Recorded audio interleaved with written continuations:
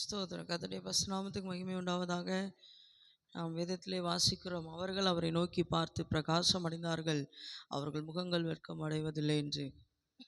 இந்த காலை வேளையிலே வேதம் சொல்லுகிறது, அதிகாலையில் என்னை தேடுகிறவர்கள் என்னை கண்டடைகிறார்கள் என்று. நாம் தேவனை தேடி வந்திருக்கிறோம். நிச்சயமாக நம்முடைய முகங்களை அவர் பிரகாசிக்க பண்ணுவார்.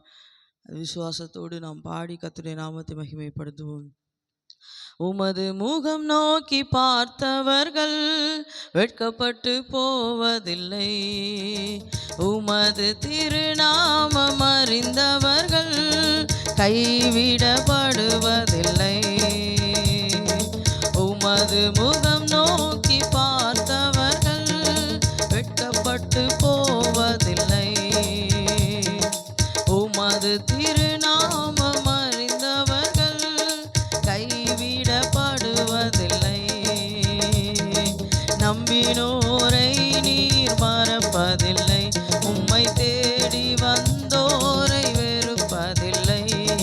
நம்பினோரை நீர் மறப்பதில்லை, உம்மை தேடி வந்தோரை வெறுப்பதில்லை.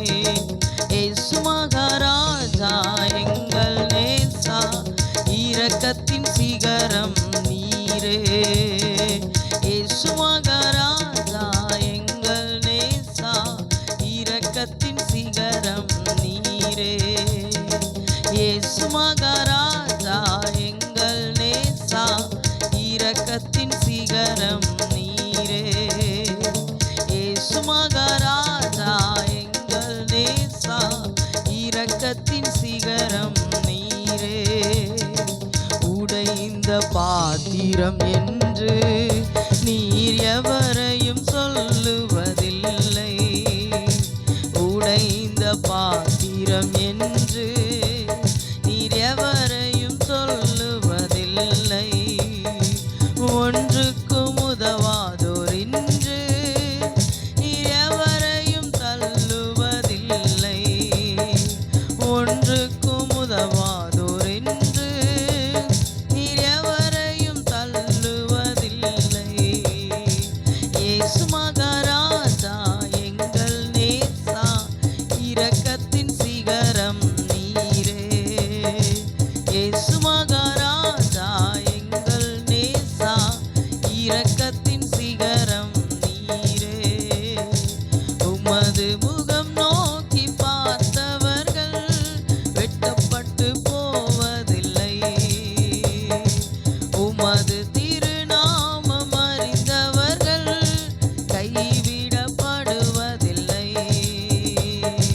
நம்பினோரை நீர் மறப்பதில்லை, உம்மை தேடி வந்தோரை வெறுப்பதில்லை. நம்பினோரை நீர் மறப்பதில்லை, உம்மை தேடி வந்தோரை வெறுப்பதில்லை. இயேசு மகாராஜா எங்கள் நேசா, இரக்கத்தின் சிகரம் நீரே. இயேசு மகாராஜா எங்கள் நேசா, இரக்கத்தின் சிகரம் நீரே. சொல்லுமா, இயேசு மகாராஜா எங்கள் நேசா, இரக்கத்தின் சிகரம் நீரே. இயேசு மகாராஜா எங்கள் நேசா, இரக்கத்தின் சிகரம் நீரே. ஏழைகளின் பலன் நீரே, எளியோனின் நம்பிக்கை நீரே. ஏழைகளின் பலன் நீரே, எளியோனின் நம்பிக்கை நீரே. தீக்கற்றோர் வேதனை அறிந்து உதவிடும் தகப்பனும் நீரே. தீக்கற்றோர் வேதனை அறிந்து உதவிடும் தகப்பனும் நீரே. இயேசு மகாராஜா எங்கள் நேசா, இரக்கத்தின் சிகரம் நீரே. இயேசு மகாராஜா எங்கள் நேசா, இரக்கத்தின் சிகரம் நீரே. இயேசு மகாராஜா எங்கள் நேசா, இரக்கத்தின் சிகரம் நீரே. இயேசு மகாராஜா எங்கள் நேசா,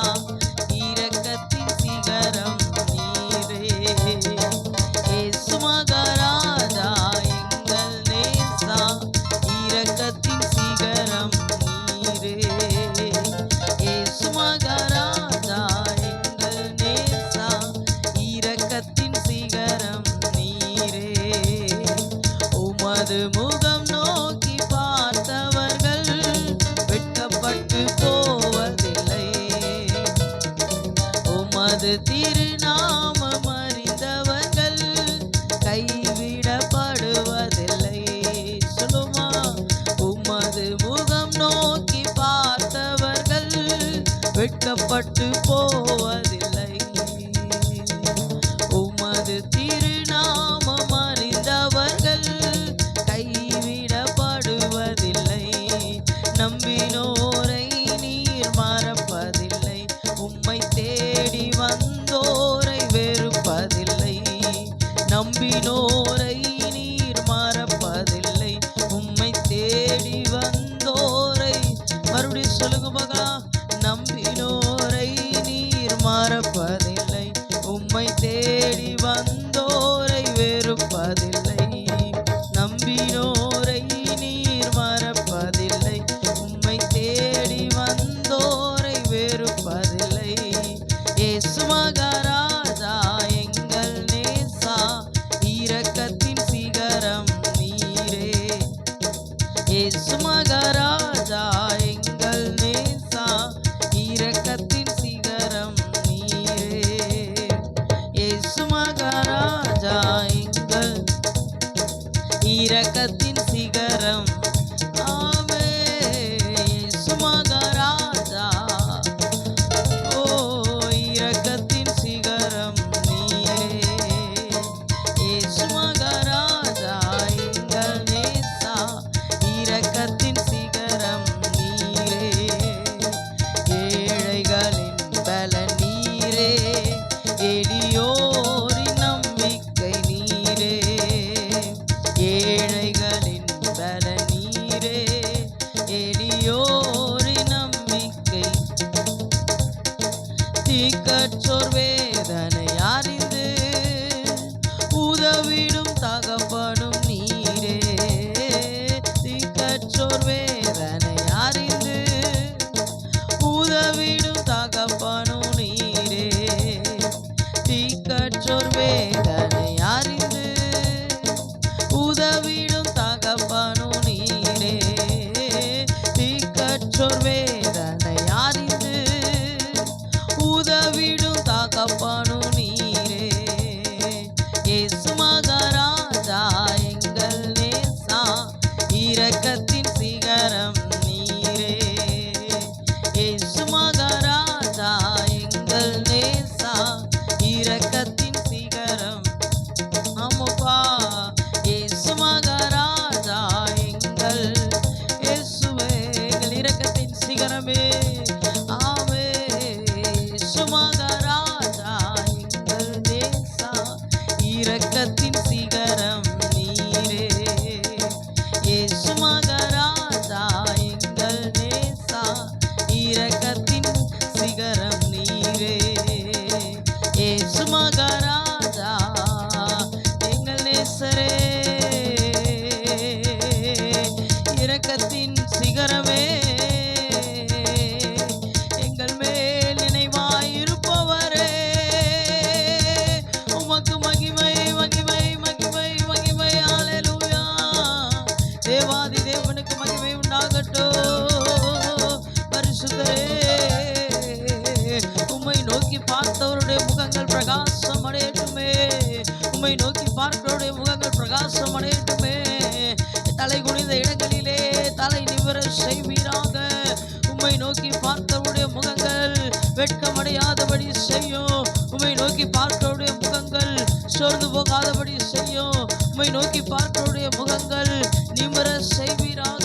ஹல்லேலூயா, ஹல்லேலூயா, ஹல்லேலூயா. எங்களை பிரகாசிப்பிக்கிற மெய்யான ஒளியே, எங்களை பிரகாசிப்பிக்கிற மெய்யான ஒளியே, உமக்கு மகிமை மகிமை மகிமை.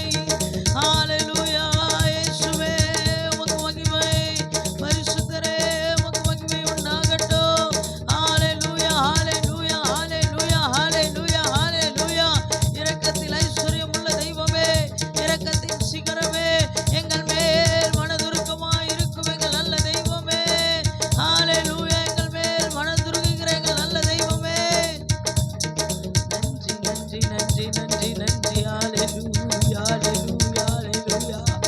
ஹalleluya ஹalleluya ஹalleluya ஹalleluya. பரிசுத்தரே உம்முடைய நாமத்துக்கு மகிமை செலுத்துகிறோம், மகிமை செலுத்துகிறோம், மகிமை செலுத்துகிறோம், மகிமை செலுத்துகிறோம், மகிமை செலுத்துகிறோம். ஹalleluya ஹalleluya ஹalleluya ஹalleluya. அனுதினமும் உம்மை தேடுகிற கிருபை, அனுதினமும் உம்மை தேடுகிற அந்த கிருபை ஆண்டவரே எங்களுக்குள்ளே உண்டாகட்டும், ஆண்டவரே எங்களுக்குள்ளே உண்டாகட்டும், எங்களுக்குள்ளே உண்டாகட்டும், எங்களுக்குள்ளே உண்டாகட்டும். பரிசுத்தரே எங்களுக்குள்ளே உண்டாகட்டும். ஹalleluya ஹalleluya. நன்றி ஆண்டவரே, நன்றி ஆண்டவரே, நன்றி தகப்பனே. இந்த நல்ல நாளை நீர் எங்களுக்கு தந்ததற்காக ஸ்தோத்திரம் அப்பா. ஆண்டவரே இந்த நாளில் உம்முடைய முகத்தை தேடும்படியான கிருபைகளை தந்ததற்காக ஸ்தோத்திரம் ஆண்டவரே. எல்லாவற்றும் கரத்தில் தருகிறோம். கேட்க போகிற வார்த்தைகளுக்கு ஆசீர்வாதமாக்கி தாரும். வார்த்தை கொண்டு எங்களோடு இடைப்படும். இயேசு கிறிஸ்துவின் நாமத்தில் பிதாவே, ஆமென் ஆமென்.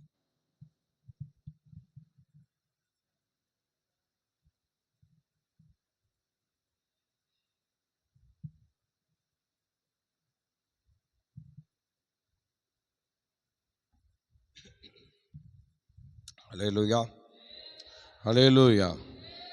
கர்த்தருடைய நாமம் மகிமைப்படுவதாக. வேளையிலே தேவ சமூகத்திலே வந்திருக்கிற உங்களை யாவரையும் வாழ்த்தி அன்போடு வரவேற்கிறேன்.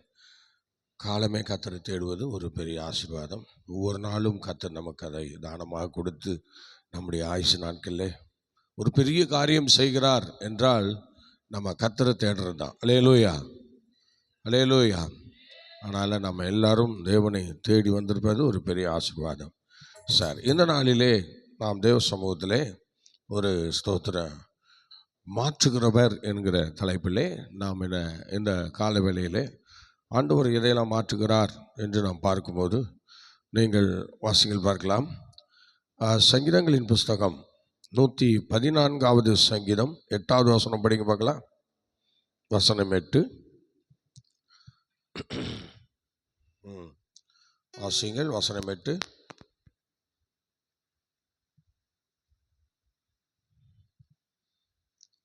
நூற்றி 14:8. நல்லா கவனிக்கணும். கண்மலையை தண்ணீர் தடாகமாகவும் கற்பாறையை நீரூற்றுகளாகவும் மாற்றுகிறார். ஸ்தோத்திரம். அல்லேலூயா ஸ்தோத்திரம். இது நமக்கு இந்த சங்கீதக்காரன் இவ்விதமாய் சொல்லுகிறார். ஸ்தோத்திரம். இது ஒரு வரலாற்று சங்கீதம். இந்த சங்கீதத்திலே ஸ்தோத்திரம் வெறும் 8 வசனம் தான் இருக்குது. ஆனால் 8வது வசனம் இவ்விதமாக சொல்லப்படுகிறது. இது வனாந்தரத்தில் நடந்த சம்பவங்களை சங்கீதக்காரன் சங்கீதமாக பாடி நமக்கு அதை கொடுத்திருக்கிறார். ஆகவே ஸ்தோத்திரம். இந்த சங்கீதத்தில் 8வது வசனம் இவ்விதமாய் சொல்லுகிறது. கண்மலையை தண்ணீர் தடாகமாக மாற்றுகிறார், கற்பாறையை நீரூற்றாக மாற்றுகிறார். அல்லேலூயா. பாருங்கள் ஸ்தோத்திரம். அநேக தேவனுடைய பிள்ளைகளுக்கு இன்னைக்கு ஸ்தோத்திரம் எப்போதுமே ஒரு செழிப்பற்ற ஒரு சூழ்நிலை அநேகருடைய வாழ்க்கையில் நம்ம பார்க்குறோம். சில நேரங்களில் சிலருடைய வார்த்தைகள் சில பேர்கிட்ட நம்ம பேசும்போது அவங்க வார்த்தை எப்படி இருக்கும் அப்படின்னா வெறும் தோல்விக்குரியதாகவே இருக்கும். எனக்கு அது இல்லை, எனக்கு இது இல்லை, எனக்கு இப்படி இருக்குது, எனக்கு அப்படி இருக்குது, இப்படியெல்லாம் சொல்லிகிட்டே இருப்பாங்க. ஸ்தோத்திரம். ஆனால் கர்த்தருடைய பிள்ளையை கர்த்தரை தங்களுக்கு தெய்வமாக கொண்ட ஜனம் பாக்கியம் உள்ளதுன்னு பைபிள் சொல்லுது. பார்த்தீங்களா? நம்ம பாக்கியவான்கள் பாக்கியவதிகள் என்று நமக்கு என்ன செய்கிறோம்? அழைக்கப்படுகிறோம்.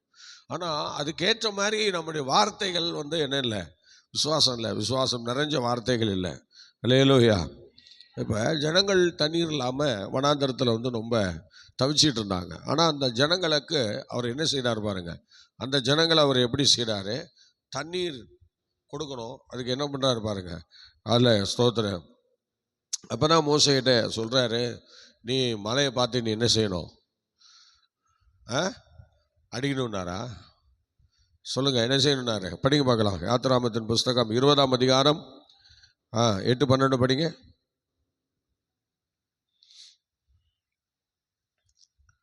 யாத்திராமம் 20ஆம் அதிகாரத்திலே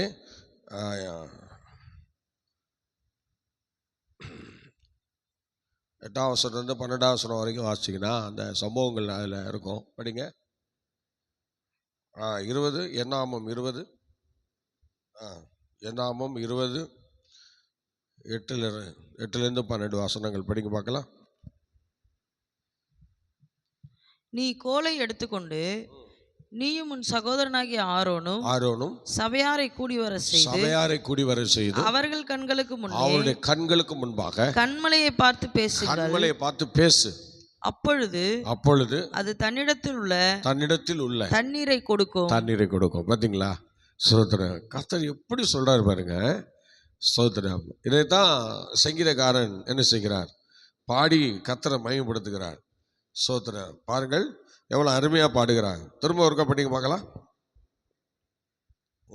படிங்க. நீ கோலை எடுத்துக்கொண்டு நீயும் உன் சகோதரனாகிய ஆரோனும் சபையாரை கூடி வர செய்து அவர்கள் கண்களுக்கு முன்னே கன்மலையை பார்த்து பேசுங்கள். அப்பொழுது அது தன்னிடத்தில் உள்ள தண்ணீரை கொடுக்கும். அப்ப கண்மலையில என்ன இருக்கு? தண்ணீர். சொல்லுங்க. கண்மலையில என்ன இருக்கு? எல்லாரும் என்ன பார்க்கணும்? சொல்லுங்க பார்க்கலாம். கண்மலையில என்ன இருக்கு? தண்ணீர் இருக்கிறது. அல்லேலூயா. அப்போ கண்மலையை நம்ம பார்க்கும்போது கண்மலை எப்படி தான் இருக்கு? கண்மலையாக தான் இருக்குது. அது மலையாக தான் இருக்குது. அது கல்லாக தான் இருக்குது. அதுகிட்டேருந்து ஒன்றும் வராது. ஆனால் ஆண்டவர் அங்கே என்ன செய்கிறார் பாருங்க, அந்த கண்மலையை மாற்றுகிறார். அதை ஒரு தண்ணீர் புறப்பட்டு வர அளவுக்கு ஒரு தண்ணீர் தடாகமாக அதை மாற்றுகிறார் பாருங்க. ஒரு அலையிலே சொல்லுவோமா, அநேகருடைய உள்ளத்தில் எப்போ பார்த்தாலும் பிரச்சனையும் போராட்டமும் அப்படியே தான் இருக்கும். ஆனால் ஏதோ ஒரு நாளில் அது ஸ்தோத்திர கடின இருதயம் ஒரு நாள் உடைக்கப்பட்டு அங்கே ஸ்தோத்திர எதிர்பார்க்கிற ஆசீர்வாதங்கள் புறப்பட்டு வரும். அதைத்தான் இங்கே அருமையாக சொல்லுகிறார். அருமையான தெய்வ பிள்ளையே, ஸ்தோத்திர கண்மலையை தண்ணீர் தடாகமாகவும் கற்பாறையை நீரூற்றுகளாகவும் மாற்றுகிற தெய்வம். இப்போ பாருங்க ஸ்தோத்திரம், இஸ்ரவேல் ஜனங்களுக்கு தண்ணி இல்லைன்னு சொன்னதும் அந்த கண்மலையை பார்த்து சொல்கிறாரு, நீ பேசும் அப்பொழுது என்ன பண்ணும்? அது அதனிடத்திலிருந்து தண்ணீரை கொடுக்கும்னு சொல்கிறாரு. நல்லா யோசிச்சு பாருங்க. ஆண்டவருடைய பிள்ளைகள் இன்னைக்கு ஆண்டவர் வார்த்தை நமக்கு நேராக வரும்போது நம்முடைய எல்லா கடின இருதயங்களையும் உடைத்து ஆண்டவரை நம்ம மகிமைப்படுத்தக்கூடியவர்களாக இருக்கிறோம். கர்த்தருடைய பிள்ளையே, கர்த்தருடைய வார்த்தை என்று சொல்லுகிறது அது எப்போதுமே வெறுமையாய் போவது அல்ல, அது வெறுமையாய் வருவதும் அல்ல. அது ஏதோ ஒரு காரியத்தை நிறைவேற்றி விட்டு தான் அது நம்மை விட்டு புறப்பட்டு போகிறது. ஆம் கர்த்தருடைய பிள்ளையே, ஆம் எப்படியாகிலும் ஒரு காரியத்தை அது நடத்துகிறது. எப்போதோ ஒரு சூழ்நிலையில் அது நம்மை கொண்டு வருகிறது பாருங்கள். ஆனால் கர்த்தருடைய பிள்ளை, நம்முடைய வாழ்க்கையில் எப்படி இஸ்ரவேல் ஜனங்கள் அந்த தண்ணீருக்காக ஏங்கி தவித்து கொண்டிருக்கிற அந்த நேரத்தில் ஹல்லேலூயா, தண்ணீரே புறப்படாத ஒரு இடம், தண்ணீரே ஓடாத ஒரு இடம், தண்ணீரே இல்லாத ஒரு இடம், அதுதான் கற்பாறை. ஆனால் அந்த கற்பாறையிலிருந்தும் தண்ணீர் ஆண்டவர் கொடுக்குறாருன்னா ஆண்டவர் ஸ்தோத்திரம் எப்படிப்பட்ட தெய்வம் பார்த்தீங்களா? ஆனால் கர்த்தருடைய பிள்ளைய, இன்னைக்கு ஸ்தோத்திரம் நீங்களும் நானும் அந்த கற்பாறையை போல தான் நம்ம இருக்கிறோம். அநேக விஷயங்களில் ஒரு மாறுதல் இல்லாமல், ஒரு தேறுதல் இல்லாமல், ஒரு மாற்றங்கள் இல்லாமல் வாழ்ந்து கொண்டிருக்கிறோம். எப்போது இருக்கிற மாதிரி இருந்து கொண்டே இருக்கிறோம். ஒரு மாறுதல் இல்லையே, எனக்கு ஒரு ஆசீர்வாதம் இல்லையே, நான் யாருக்கும் பிரயோஜனப்பட முடியவில்லையே, ஏன் எனக்கு இந்த ஆவிக்குரிய அனுபவம், ஏன் எனக்கு இப்படிப்பட்ட சூழ்நிலை, நான் இதற்காக தான் பிடிக்கப்பட்டேனா, இதற்காக தான் நான் வந்தேனா, இதற்காக தான் ரட்சிக்கப்பட்டேனா என்று சொல்லி அந்த கதறுகிற அனுபவங்கள் ஸ்தோத்திரம், அந்த ஸ்தோத்திரம் பாறைக்கு இருக்காது. ஆனால் பாறை போன்று இருக்கிற நமக்கும் அது ஒரு நாள் நமக்கு வேணும். ஹல்லேலூயா. அப்படிப்பட்ட பாறையே தன்னை உடைத்து தண்ணி கொடுக்கணும். நீங்களும் நானும் எப்படிப்பட்ட பாறையாக இருந்தாலும், எப்படிப்பட்ட கடின இருதயமாக இருந்தாலும், கர்த்தருடைய வார்த்தை வரும்போது நீங்கள் நானும் உடைக்கப்படணும். ஆண்டவருடைய வார்த்தைக்கு அந்த மலையே உடையுது, அந்த மலையை தன்னை உடைச்சு தண்ணி கொடுக்குது. அப்ப நீங்கள் நானும் எப்படிப்பட்டவங்க யோசிச்சு பாருங்க. அப்ப நீங்கள் நானும் உடைக்கப்படணும். தேவ வசனம் நமக்கு நேரா வரும்போது, தேவ வார்த்தை நமக்கு நேரா வரும்போது, தேவ ஆவியானவர் நமக்கு நேரா வரும்போது நாம உடைக்கப்படணும். நாம் உடைக்கப்பட்டு கண்மலையை போல தண்ணீரை கொடுக்கிறவங்களா மாறணும். அல்லேலூயா. சத்தமா சொல்லுங்க, அல்லேலூயா. ஆகவே எனக்கு அன்பான தேவனுடைய பிள்ளைகள், இன்னைக்கு பாருங்கள், கண்மலையை தண்ணீர் தடாகமாகவும் ஸ்தோத்திரம் எப்படி மாத்துறாரு பார்த்தீங்களா? கற்பாறையை நீரூற்றாகவும் மாற்றுகிற தேவன். இன்னைக்கு அந்த தெய்வத்துக்கிட்ட தான் நீங்கள் நானும் வந்திருக்கிறோம். அதனால் அவரை போல, அவருடைய சுபாவத்தை போல, அவருடைய கிரியைகளை போல உங்களை என்னையும் ஆண்டவர் சித்தரிக்க ஆசைப்படுகிறார். ஆகவே ஸ்தோத்திரம், இந்த கால வேளையிலே பாருங்கள், கண்மலையை மாற்றுகிறவர், ஸ்தோத்திரம் ஸ்தோத்திரம், கற்பாறையை மாற்றுகிறவர். அப்போ நம்மையும் ஆண்டவர் மாற்ற ஆசைப்படுகிறார். கர்த்தருடைய பிள்ளைகள், கற்பாறையே மாற்றிட்டாருன்னா, கண்மலையே மாற்றிட்டாருன்னா, நீங்கள் நாளையும் மாத்திரம் நாமும் சில விஷயங்களை மாற வேண்டும். அதைத்தான் நம்ம இன்னொரு வசனம் படிக்கிறோம் பாருங்கள். ரோமன் நிருபம் 4ஆம் அதிகாரம் 25ஆம் வசனம் என்ன சொல்கிறது பாருங்கள். ஹல்லேலூயா. நீங்கள் நானும் எப்படிப்பட்ட பாறைகளாக இருந்தோம் தெரியுமா? படிக்க பார்க்கலாம். சோதரம் ரோமன் நிருபம் 4ஆம் அதிகாரம் 25ஆவது வசனத்தை படிக்க பார்க்கலாம். Praise God. படிங்க. அவர் நம்முடைய பாவங்களுக்காக ஒப்பு கொடுக்கப்பட்டும், அவர் நம்முடைய பாவங்களுக்காக ஒப்பு கொடுக்கப்பட்டும், நாம் நீதிமான்களாக்கப்படுவதற்காக எழுப்பப்பட்டும் இருக்கிறார். எழுப்பப்பட்டும் இருக்கிறோம். அல்லேலூயா. பார்த்தீங்களா? நீதிமான்களாக்குவதற்காக நாம் என்ன பண்றோம்? எழுப்பப்பட்டிருக்கிறோம். எழுப்பப்பட்டிருக்கிறார். அல்லேலூயா. ஸ்தோத்திரம். அவரும் நீதிமான்களாகுவதற்காக, நம்மை நீதிமான்களாக்குவதற்காக அவர் எழுப்பப்பட்டிருக்கிறார். அல்லேலூயா சொல்லுங்களேன். ஸ்தோத்திரம். பார்த்தீங்களா? அந்த கண்மலையாகிய இயேசுவினிடத்திலிருந்து ஸ்தோத்திரம் என்னெல்லாம் புறப்பட்டு வருதுன்னு பாருங்க. அதுபோல் அருமையான தெய்வ பிள்ளையே, ஸ்தோத்திரம், நீங்கள் இன்னொரு வசனம் படிங்க. ஸ்தோத்திரம். ரோமன் நிருபம் 4ஆம் அதிகாரம் 5ஆம் வசனம் படிங்க பார்க்கலாம். ரோமன் நிருபம் 4ஆம் அதிகாரம் 5வது வசனம். ஒருவன் கிரியை செய்யாமல் பாவியை நீதிமான்களாக்குகிறவரிடத்தில் விசுவாசம் வைக்கிறவனாய் இருந்தால் அவனுடைய விசுவாசம் அவனுக்கு நீதியாக விளங்கும். பார்த்தீங்களா? ஆண்டவர் ஸ்தோத்திரம் பாவியை நீதிமான்களாக்குகிறவர்.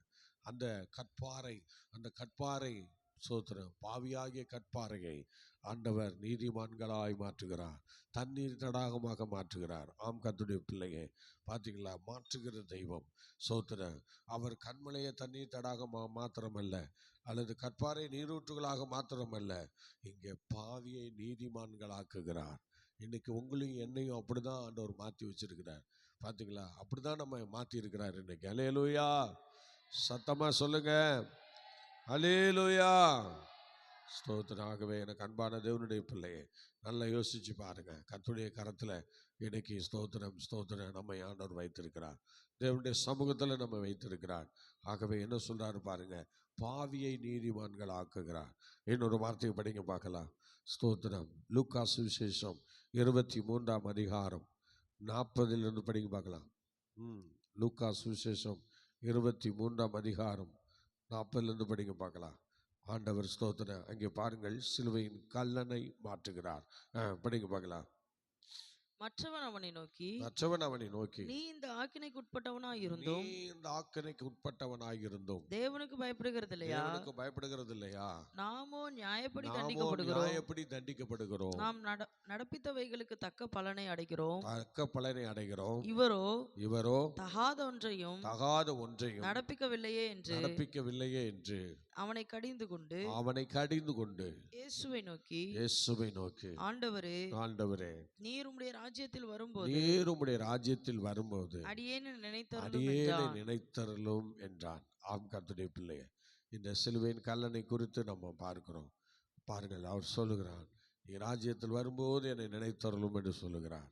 அதற்கு ஆண்டவர் இயேசு என்ன சொல்றாரு பாருங்க. ஒரு கல்லனை, அந்த சிலுவையின் மரணத்தை அனுபவிக்கிற அந்த நேரத்தில் எந்த ஒரு மாற்றத்தை அவனுக்குள்ள கொடுக்குறாரு பாருங்க. படிங்க. இயேசு அவனை நோக்கி, இன்றைக்கு நீ என்னுடனே கூட பரதேசியில் இருப்பாய் என்று மெய்யாகவே உனக்கு சொல்லுகிறேன் என்றான். பாருங்கள், ஒரு கல்லனை அவருடைய பிள்ளையாக அன்னைக்கு மாற்றுகிறார் பாருங்க. சோத்திரம். எப்படிப்பட்ட ஒரு சூழ்நிலை! அவரே தாங்க முடியாத வேதனையில் இருக்கிறவர் 7 வார்த்தைகளை அதில் பேசுகிறார். அதில் சோத்திர முதல் வார்த்தை இந்த கல்லனை குறித்து, நீ என்னுடனே பரதேசியில் இருப்பாய் என்கிற அந்த வார்த்தையை ஒரு மாற்றுகிற வார்த்தை. பார்த்தீங்களா? மாற்றுகிற வார்த்தை. மன்னியும் என்று சொன்னவர் இப்போ உடனே அதை மன்னிச்சு காட்டுறாரு பாருங்க. அந்த சிலுவையின் கல்லனை சோதரர் ஃபஸ்ட்டு சொல்கிறாரு, தாங்கள் செய்கிறது இன்னதென்று அறியார்கள் என்று சொல்கிறாரு. மன்னிச்சிருங்க பிதாவேன்னு சொல்லி முடித்த உடனே பாருங்கள், சிலுவையின் கல்லணை பார்த்து மன்னிக்கிறாரு பாருங்கள். பேசுகிறவர் மாத்திரமல்ல, அதை அவர் செயல்படுத்துகிறவராகவும் காணப்பட்டார். ஆனால் நம்ம நிறைய விஷயங்களை பேசுகிறதோடு சரி, செயல்படுத்துகிறது கிடையாது. சோதரர் ஆமாம், அது ஊழியக்காரங்களாக இருக்கட்டும், விசுவாசியாக இருக்கட்டும், எல்லாம் அப்படி தான், பேசுகிறதோட சரி. ஆனால் திரும்ப அதை நம்ம செயல்படுத்துறதெல்லாம் கிடையாது. ஸ்டேஜில் வேணால் போட்டு புழக்கலாம், அச்சா ஊச்சா அது இது அப்படின்னு.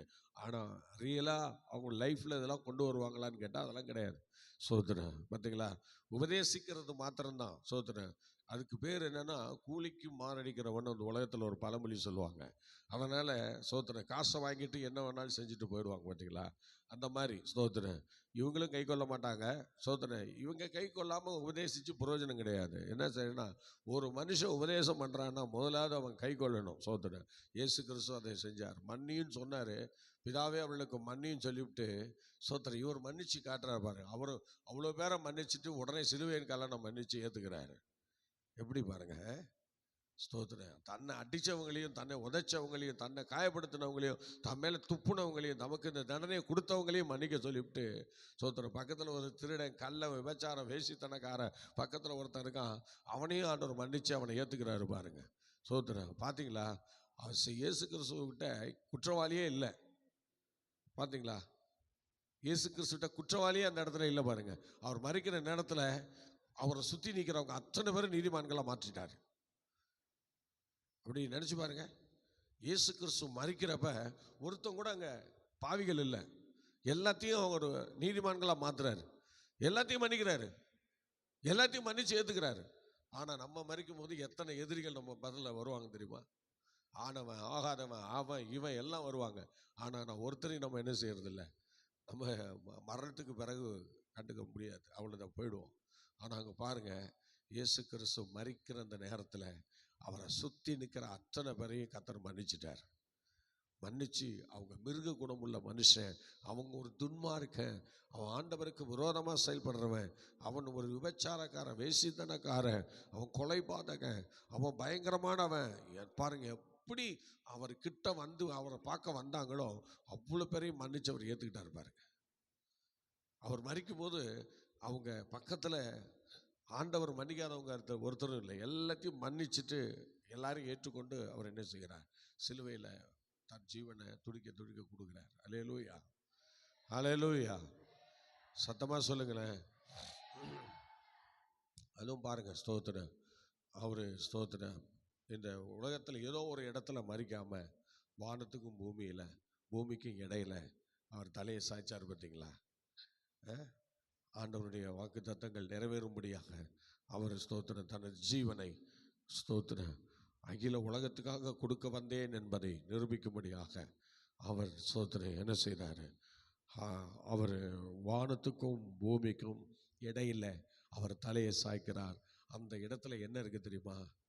சொல்லுங்க பார்க்கலாம், என்ன இருக்கு சொல்லுங்க. அவர் சாட்சிய இடத்துல என்ன இருக்கு தெரியுமா? இது யாருக்கும் நமக்கு கற்றுக் கொடுக்க வேண்டிய தேவையே இல்லை. ஆவிக்குரிய ஒவ்வொருத்தவனுக்கும் தெரியும். ஆண்டவர் தலை சாய்க்கிற இடத்துல என்ன இருக்கு சொல்லுங்க பார்க்கலாம். அல்லேலூயா, அல்லேலூயா, ஸ்தோத்திரம். நல்லா கவனிங்க. வானம் எனது சிங்காசனம், பூமி எனது பாதப்படி. ஆண்டவருடைய பாதத்தில் அவருடைய ஜீவன் பிரிந்தது. அல்லேலூயா சொல்லுவோமா?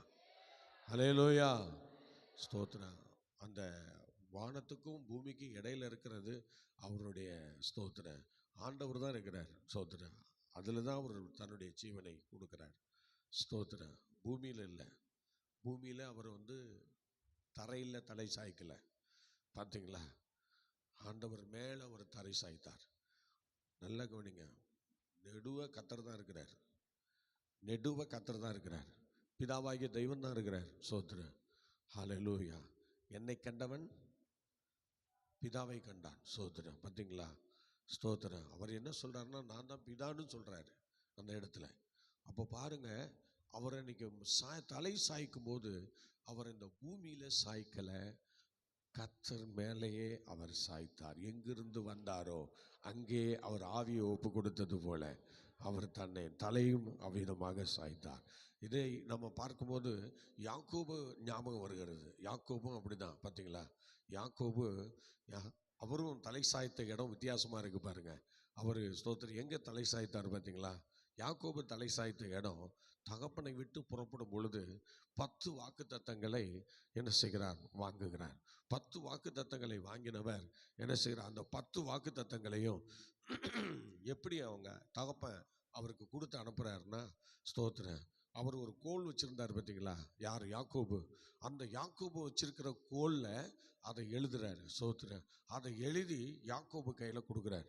அந்த 10 வாக்கு தத்தங்கள் தான் உனக்கு ஸ்தோத்திரம் உன்னை நடத்தும், இந்த வசனங்கள் தான் உன்னை கடைசி வரைய நடத்தும் என்று சொல்லி அந்த கோலை கையில் கொடுக்குறாரு. அந்த கோலை எடுத்துக்கிட்டு தான் யாக்கோபு தன் பயணத்தை துவங்குகிறார். பாருங்கள், தேவன் அவரை எப்படியெல்லாம் தரிசித்தார் பார்த்தீங்களா? அந்த அந்த கோலை எடுத்துக்கொண்டு சோதரன் அவர் கடந்து சென்று 20 ஆண்டுகள் தகப்பனுடைய அந்த சோதரன் அவனுடைய ராகேல் லேயாளுடைய தகப்பனிடத்தில் இருந்து சம்பாதித்து மனைவிகளையும் வேலைக்காரிகளையும் ஆடு மாடுகளையும் சம்பாதித்து 20 வருடம் கழித்து அதே கோலோடு திரும்புகிறார் பாருங்க. திரும்பி கானானுக்குள்ளே வருகிறார். அப்படி ஆண்டவருக்கு பல பலிகளை செலுத்துகிறார், பல காரியங்களை அவர் செய்கிறார். கடைசியாக யோசேப்பினிடத்தில் எகிப்துக்கு வருகிறார். எகிப்துக்கு வந்தும் கூட அவர் என்ன செய்யல பாருங்க, தனது தலையை அவர் மரண காலத்தில் யோசேப்பு கூட தான் இருந்தார். ஆனால் மரண காலத்தில் அவர் மரிக்கும் போது அவர் என்ன செய்திருக்கிறார்?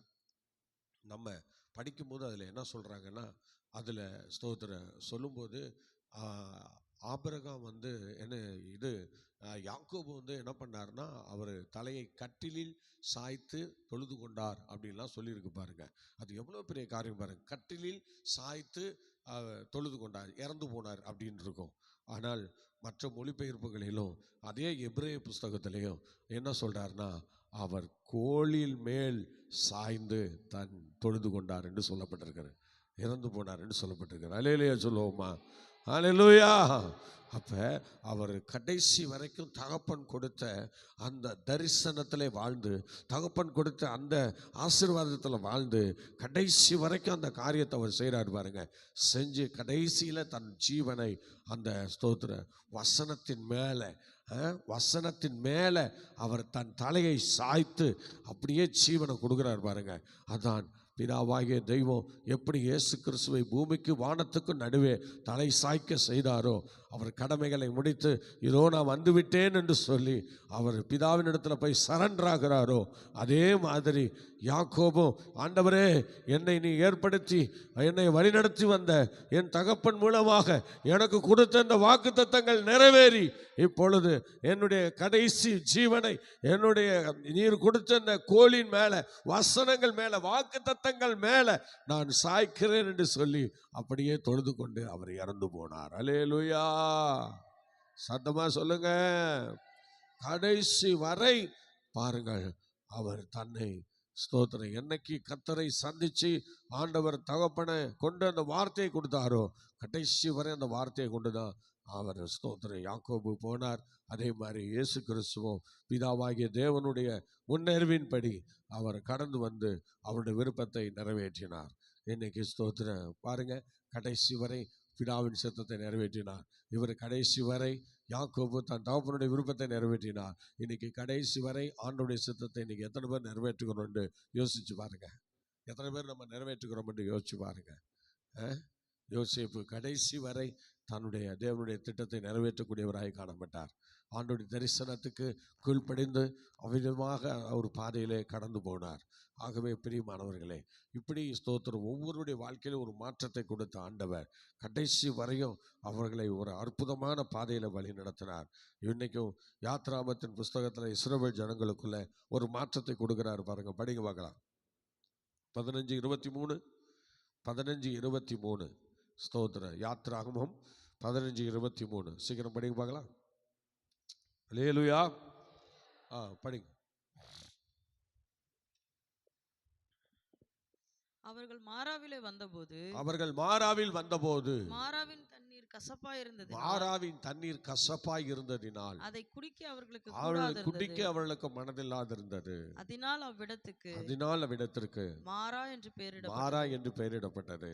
அப்பொழுது ஜனங்கள் அப்பொழுது ஜனங்கள் மோசேக்கு விரோதமாய் முறுமுறுத்து மோசேக்கு விரோதமாய் முறுமுறுத்து எண்ணத்தை குடிப்போம் எண்ணத்தை என்றார்கள். குடிப்போம் என்றார்கள். மோசே கர்த்தரை நோக்கி மோசே கூப்பிட்டான். கர்த்தரை நோக்கி முறையிட்டான். அப்பொழுது கர்த்தர் அப்பொழுது கர்த்தர் மோசேக்கு ஒரு மரத்தை காண்பித்தார். மரத்தை காண்பித்தார். அதை அவர் தண்ணீரில் போட்ட உடனே ஆ, அது மதுரமான தண்ணீராயிற்று. அந்த தண்ணீர்ல அந்த மரத்தை வெட்டி போட்டது உடனே அது மதுரமாய் மாறிடுச்சு. அல்லேலூயா சொல்லுங்களேன். அல்லேலூயா. இந்த உலகத்துக்கு ஒரு சிலுவை மரம் தேவைதான். அந்த மரத்தை வெட்டி போட்டாதான் பாவ மன்னிப்பு உண்டாகும் என்கிற ஒரு சூழ்நிலை இருந்தது. அது அந்த நாட்களில் பாருங்க, மாராவின் வாழ்க்கையை கசப்பா மாற்றுங்க. மாராவின் தண்ணீரை கசப்பா இருந்த தண்ணீரை மதுரமா இன்னைக்கு மாற்றி கொடுத்த தெய்வம் அந்த கிளையை வெட்டி போட்ட பிறகுதான். அல்லேலூயா சொல்லுவோமா? சோத்திரம். அது யாக்கோபிலிருந்து ஒரு கிளை எழும்பும் என்று சொல்லப்பட்டது மாதிரி அது இன்னைக்கு எழும்பி அதை முறித்து போடப்பட்ட பிறகுதான் மனுஷனுடைய வாழ்க்கை மதுரமாக மாறுகிறது. பார்த்தீங்களா? இன்னைக்கும் இந்த அருமையான ஸ்தோத்திர ஜனங்கள் மோசேக்கு விரோதமாய் முறுமுறுத்து கதறும் பொழுது தேவன் அந்த இடத்துல மோசையை கொண்டு அந்த மாராவின் தண்ணீரை மதுரமாக மாற்றுகிறார். நல்லா கவனிங்க. அதுக்கு தான் ஆண்டவர் ஒரு மோசையை வச்சிருக்கிறார். அநேக தேவ ஜனங்களுக்கு எப்போதுமே எல்லாம் அனுகூலமாக இருக்காது. எப்போதுமே எல்லாம் சூழ்நிலையும் அப்படி வராது. அதனால தான் கர்த்தர் ஒரு மோசையை வச்சிருந்தார். ஒருவேளை அந்த இடத்துல மோசை இல்லைன்னு வச்சுக்கோங்க, என்ன நடந்திருக்கும்? தண்ணீர் மதுரமாக மாறி இருக்குமா? நல்லா யோசிச்சு பாருங்க. ஆண்டவர் மோசைகிட்ட பேசுகிறார். மோசே, நீ புறப்பட்டு போ, அந்த மரத்தை வெட்டு. சோத்துற அதை வெட்டி கொண்டு போய் எந்த மக்கள் உன்னை தண்ணீர் கசக்குதுன்னு சொன்னாங்களோ அந்த தண்ணீர் மேலே அதை போடு என்று சொல்லுகிறார். பாருங்கள், மரத்தை வெட்டுவதுன்னு அவ்வளோ சாதாரண விஷயம் அல்ல. சோத்துற ஒரு காரியத்தை மதுரமாக மாற்றுகிறதுன்னு அவ்வளோ சாதாரண விஷயம் அல்ல. தேவன் அந்த இடத்துல பயங்கரமான ஒரு சூழ்நிலையை அந்த கட்டளை இடுகிறார். அதை எல்லாராலும் பண்ண முடியாது. அந்த மரத்தில் எவ்வளோ பலவான்கள்லாம் இருந்தாங்க, அவங்களே விட்டு வெட்ட சொல்லி இருந்திருக்கலாம். ஆனால் அவ்வளோ மோசைகிட்ட சொல்கிறேன், நீ போ மோசே, அந்த கிளையை வெட்டி கொண்டு போய் போடுப்போ என்று சொல்லுகிறாரு. பாருங்கள், உடனே மோசே ஸ்தோத்திரம் அதை செய்தார். உடனே பாருங்க, அந்த கசப்பு கலந்த காடி போல இருந்த தண்ணீர் மதுரமாக மாறியது. ஆம் கர்த்தருடைய பிள்ளை, இதுக்கு தான் ஆண்டவர் சில நேரங்களில் ஊழியங்களிலே விசுவாசிகள் மத்தியிலே அல்லது தேவ ஊழியர்கள் நடுவிலே ஸ்தோத்திரம் அவர் சில தலைமைத்துவத்தை கொண்டு ஆண்டவர் சில ஊழியர்களை நமக்காக வைத்திருக்கிறார். அந்த ஊழியர்கள் மூலமாக தான் கர்த்தருடைய நாமம் மகிமைப்படுவதற்கு ஏதுவாக கர்த்தர் நம்மை நடத்துகிறார். அல்லேலூயா சொல்லுவோமா? சத்தமா சொல்லுங்க, சத்தமா சொல்லுங்க. அல்லேலூயா, அல்லேலூயா. ஸ்தோத்திரம், ஸ்தோத்திரம். ஆகவே அடுத்தது பார்த்தீங்கன்னா, ஆண்டவர் இருக்கிற எல்லா நாட்களிலும் ஏதோ ஒரு காரியத்தை பண்ணிட்டு தான் இருந்தார். படிங்க பார்க்கலாம். இயேசு கிறிஸ்து 4 நாட்களில் அவர் அன்னைக்கு மோசையை கொண்டு அந்த மாராவின் தண்ணீரை மதுரமாக மாற்றினார். இப்போ இயேசு கிறிஸ்துவை கொண்டு என்ன செய்கிறார் பாருங்க. யோவான் சுவிசேஷம் 2ஆம் அதிகாரம் 9-10 வசனங்களை படிச்சீங்கன்னா அங்கே பாருங்க, தண்ணீரை திராட்சரசமாய் மாற்றுகிறார். சொல்லுங்க பார்க்கலாம், படிங்க பார்க்கலாம். அந்த திராட்சரசம் எங்கே இருந்து வந்தது? இவ்வளவு நேரம் இல்லை, இப்ப திடீர்னு பார்த்தா இங்க திராட்சரசம் வந்துருச்சேன்னு சொல்லி எவ்வளவு சந்தோஷமா சொல்றாங்க பாருங்க. எல்லாரும் கேட்குறாங்க, ஆனா இவ்வளோ ருசியா நான் பார்த்தது இல்லையே. ஒருத்தன் அதை எக்ஸ்ட்ரா வாங்கி குடிச்சிட்டான். ஒருத்தன் இந்த திருமணத்துக்கு வந்தவன் சோத்திரம் ஏற்கனவே குடிச்சிட்டான். ஆனால் குடித்த திராட்சை ரசம் ஒரு மாதிரியாக இருந்தது. சரி, எல்லாம் முடிஞ்ச டேஸ்ட் கம்மியாக தான் இருக்குது அப்படின்னு சொல்லி குடிச்சிட்டான். ஆனாலும் போகிற வேலையில் ஒன்றை எடுத்து குடிப்போமே அப்படின்னு சொல்லி எல்லாருக்கும் கொடுத்ததுனால இன்னும் எனக்கு 100 டம்ளர் கொடு என்று சொல்லி அவன் வாங்கி குடித்த பிறகு சொல்கிறான், ஏயா இங்கே வா, இது ஏது இந்த திராட்சை ரசம் அப்படின்னு கேட்குறான். அப்போ தான் சொல்கிறாங்க, கர்த்தருடைய பிள்ளையை சோதரர் எவ்வளோ அற்புதமாக செய்கிறாரு பாருங்க. அப்போ தான் சொல்கிறாங்க, இது இப்போ ஆண்டவர் இப்படி கொடுத்ததுன்னு சொன்னதோ அதிசயப்படுறாங்க பாருங்க. அவன் கேட்குறான், முந்தின ரசம் எப்படி இருந்துச்சு? ரொம்ப ருசி குறைவாக இருந்தது. ஆனால் இந்த பிந்தின ரசம் ரொம்ப டேஸ்டாக இருக்குது என்ன சொல்றாங்க, நல்லா கவனிங்க. நாள ஆக ஆக, நேரம் ஆக ஆக நம்ம எல்லாருடைய வாழ்க்கையும் ஆண்டவருக்கு முன்பாக டேஸ்டா தான் இருக்கணுமே தவிர குறைஞ்சிக்கிட்டே இருக்கக்கூடாது. அது கிறிஸ்தவம் கிடையாது. அது இயேசுவினோடு இணைந்து வாழ்ற வாழ்க்கை கிடையாது. நாட்கள் ஆக ஆக நீங்களும் நானும் கர்த்தருக்கு முன்பாக ருசி உள்ளவர்களாய் மாற்றப்படுவதுதான் தேவ திட்டம். அதற்காக தான் கல்வாரி சிலுவை மரணம், அதற்காக தான் உயிர்த்தெழுதல், அதற்காக தான் இயேசு மீண்டும் வரப்போகிறார். ஆகவே அவரை சந்திக்க ஆயத்தப்படுவோமா? இந்த மாற்றங்கள் இல்லாம கர்த்தரை நம்ம சந்திக்க முடியாது.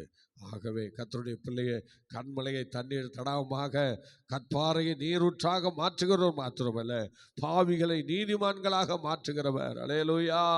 ஒரு சிலுவையின் கல்லனை மாற்றினார், அதே போல தண்ணீரை திராட்சரசமாய் மாற்றினார். அல்லேலூயா. மாறாவின் தண்ணீரை மதுரமாக மாற்றினார். ஆகவே கர்த்தருடைய பிள்ளையே, இன்றைக்கும் ஹல்லேலூயா, கடைசியாக ஸ்தோத்திரம், வேதவசனம் சொல்றது, உங்களுடைய துக்கத்தை மாற்றுகிறவர். சொல்லுங்க, உங்களுடைய துக்கத்தை மாற்றுகிறவர். 60:20 படிக்க பார்க்கலாம். ஏசாயா 60:20. அதுல என்ன சொல்றாரு பாருங்க, உன் துக்கத்தை மாற்றுவார். ஆமென். அல்லேலூயா. உன் சூரியன் இனி அஸ்தமிப்பதில்லை, சூரியன் அஸ்தமிப்பது இல்லை, உன் சந்திரன் மறைவதும் இல்லை, உன் சந்திரன் மறைவதும் இல்லை. கர்த்தரே உனக்கு நித்திய கர்த்தரே வெளிச்சம், உனக்கு நித்திய வெளிச்சம். உன் துக்க நாட்கள் முடிந்து உன் போம். துக்க நாட்கள் முடிந்து போம். முடிஞ்சிச்சு கர்த்தருடைய பிள்ளையே. கர்த்தருக்குள்ள நீ என்னைக்கு வந்தியோ அன்னையிலிருந்து இருந்த சலசலப்பான சில விஷயங்கள் எல்லாம் கர்த்தர் இன்னைக்கு மாற்றி உன் துக்க நாட்கள் முடிந்து போம். உன் துக்க நாட்கள் முடிந்து போம். கர்த்தர் சொன்னதே. ஹல்லேலூயா. ஜெபிக்கலாமா? கர்த்தருடைய பிள்ளை ஜெபிக்கலாமா? ஆண்டவனுடைய துக்கத்தை சந்தோஷமாய் மாற்றுகிற ஒரு அனுபவத்தை நான் ஹல்லேலூயா மாற்றுகிறார். சங்கீதம் 5:6 படிக்க பார்க்கலாம். சங்கீதம் 57:6. சங்கீதம் 57:6 உன் துக்க நாட்கள் எப்படி முடிவடைகிறது பற்றி தெரியுமா? அதை சொல்றாரு பாருங்க, படிங்க. 57:6. என் கால்களுக்கு கண்ணியை வைத்திருக்கிறார்கள், என் கால்களுக்கு கண்ணியை வைத்திருக்கிறார்கள், என் ஆத்துமா தொய்ந்து போயிற்று, என் ஆத்துமா தொய்ந்து போயிற்று. எனக்கு முன்பாக குழியை வெட்டி, எனக்கு முன்பாக குழியை வெட்டி அதை நடுவிலே அதன் விழுந்தார்கள். நடுவிலே விழுந்தார்கள். படிங்க. என் இருதயம் ஆயத்தமா இருக்கிறது, தேவனே என் இருதயம் ஆயத்தமா இருக்கிறது, நான் பாடி கீர்த்தனம் பண்ணுவேன், என் மகிமையை விழி. அதுல 6வது வசனம் படிக்கிறீங்க. 6 படி. என் கால்களுக்கு கண்ணியை வைத்திருக்கிறார்கள். அதுல என் சிறையிருப்பை மாற்றுவார்னு திருப்புவார்னு இருக்கு பாருங்க. பாருங்கள், அதுல சொல்றாரு, என் சிறையிருப்பை திருப்பினார் என்று, திருப்புவார். அந்த மாதிரி அந்த சிறையிருப்பு கடைசியாக அந்த துக்கங்கள் எல்லாம் நீங்கி அந்த சிறையிருப்பு தன்னை விட்டு வெளியே போகிறது. அல்லேலூயா சொல்லுவோமா? அந்த சிறையாக்கப்பட்ட நிறைய விஷயங்கள் இருந்து அதை நிறைய விஷயங்கள்ல சிறைப்பிடிக்கப்பட்டிருக்கிறோம். அந்த சிறையிலிருந்து உங்களை வெளியே கொண்டு வரணும் தான் கர்த்தர் அதை வாஞ்சிக்கிறார். அல்லேலூயா சொல்லுவோமா? சத்தமா சொல்லுங்களேன். அல்லேலூயா. ஸ்தோத்திரம். ஒரு சிறையிருப்பு அப்படின்னா ஸ்தோத்திரம், அந்த சிறையிருப்பை திருப்புகிறவன் என்று பெயர் பெறுவான் இருக்கும். ஸ்தோத்திரம். அல்லேலூயா. ஸ்தோத்திரம். பாருங்கள், அந்த சிறையிருப்பு எஸ்ஐயா 57 இருக்குமோ? ஸ்தோத்திரம். சார் நல்லா கவனிங்க, அந்த வசனம் இருக்கிறது, சிறையிருப்பை திருப்புகிறவன் நீ பெயர் பெறுவாய். அல்லேலூயா. அப்போ கர்த்தருடைய பிள்ளைகள் அந்த துக்க நாட்களை மறந்து, அந்த சிறையிருப்பை மறந்து நம்ம ஆண்டவருக்கு முன்பாக காணப்பட வேண்டியது அவசியமாக இருக்கிறது. கர்த்தர் தாமே இந்த கால வேளையில் இந்த வசனங்களை கொண்டு கர்த்தரை மட்டும் நம்மை பேசினார். ஆகவே உங்கள் துக்கம் சந்தோஷமாய் மாறும். எப்போ? நம்முடைய சிறையிருப்பு மாறும் பொழுது. நம்முடைய சிறையிருப்பு மாறும். அவரை மாற்றுகிறவர் ஒவ்வொன்றையும் மாற்றி கடைசியாக எந்தெந்த விஷயத்தெல்லாம் சிறைப்பட்டிருக்கிறோமோ அதையெல்லாம் கர்த்தர் இன்னைக்கு மாற்றுவார். மாற்றி உன்னை சந்தோஷப்படுத்துவார். அவருக்கு அருகில் வைத்துக் கொள்வார். பாருங்கள், எவ்வளோ அருமையான தாய் அந்த அன்பின் சீசன் யோவானையும் அழைச்சி அவங்கள சொல்றாரு, ஸ்தோத்திரம், அதோ உன்னுடைய தாய். ஸ்தோத்திரம். ஒரு சிறைபிடிக்கப்பட்டவன் போல நான் ஆயிட்டேனே, எனக்கு யாருமே இல்லையேன்னு கதறும் பொழுது கர்த்தர் உடனே தாயை பார்த்து சொல்றார், அதோ உன் மகன். ஸ்தோத்திரம். என்ன மார்பிலில் சாய்ந்த என் ஆண்டவர் போயிட்டாருன்னு சொல்லி நினைக்கும் போது ஆண்டவர் சொல்றார், அதோ உன் தாய். ஸ்தோத்திரம். 2 பேரையும் இணைச்சி சந்தோஷப்படுத்துகிறார். அப்படி ஸ்தோத்திரம். ஆண்டவர் சிறையிருப்பை மாற்றுகிறவர், துக்கத்தை மாற்றுகிறவர். ஹல்லேலூயா. ஆகவே கர்த்தருடைய பிள்ளையே, அந்த ஸ்தோத்திர நிலைமையிலையும் அந்த ஸ்தோத்திர கல்லனை ஆண்டவர் மன்னிச்சு எவ்வளோ அருமையாக ஏற்றுக்கிறார் பாருங்க. அவனுடைய சிறையிருப்பெல்லாம் துக்கத்தெல்லாம் மாற்றி சிறையிருப்பெல்லாம் மாற்றி அவனை தேவனுடைய ராஜ்யத்தில் இருப்பான்னு சொல்கிறார். எப்படி எவ்வளோ அருமையான காரியம் பாருங்க. ஆகவே எனக்கு பிரியமான தேவனுடைய பிள்ளையை தேவனுடைய திட்டத்துக்கு ஒப்பு கொடுப்போம். கர்த்தர் நம்மை கன்வின்ஸாக வழி நடத்துவாராக. ஜெபிக்கலாம். பரிசுத்தமுள்ள பிதாவே, இவற்றை எங்களோடு கூட இருந்து இந்த நல்ல வசனங்களை எங்களுக்கு தந்து ஆண்டவர் மாற்றுகிறவர் என்கிற அந்த காரியத்தை கற்றுக்கொள்ள எங்களுக்கு இந்த கால வேளையில் நீ எங்களுக்கு கொடுத்த கிருபைக்காய் ஸ்தோத்திரம். உங்கள் பாவங்கள் செக்கச்சிவேரென்று தாம்பர செக்கச்சிவேரென்று இருந்தாலும் அதை பஞ்சை போல வெண்மையாக மாற்றுகிறவர் ஆண்டவர் என்று சொல்லப்பட்டிருக்க. தொடர்ந்து கர்த்தர் அவிதமாய் செய்வீராக. தடைகளை நீக்கப்படும் அதிசயங்களை காணப்படும். கனமகிமை துதி ஸ்தோத்திரம் எல்லாம் உங்களுக்கே தருகிறோம். கர்த்தர் அதிசயங்களை காண பெரிய காரியங்களை செய். இயேசு கிறிஸ்துவின் நாமத்தில் தாழ்மையோடு வேண்டிக் கொள்கிறோம் ஜெபங்களும் பிதாவே.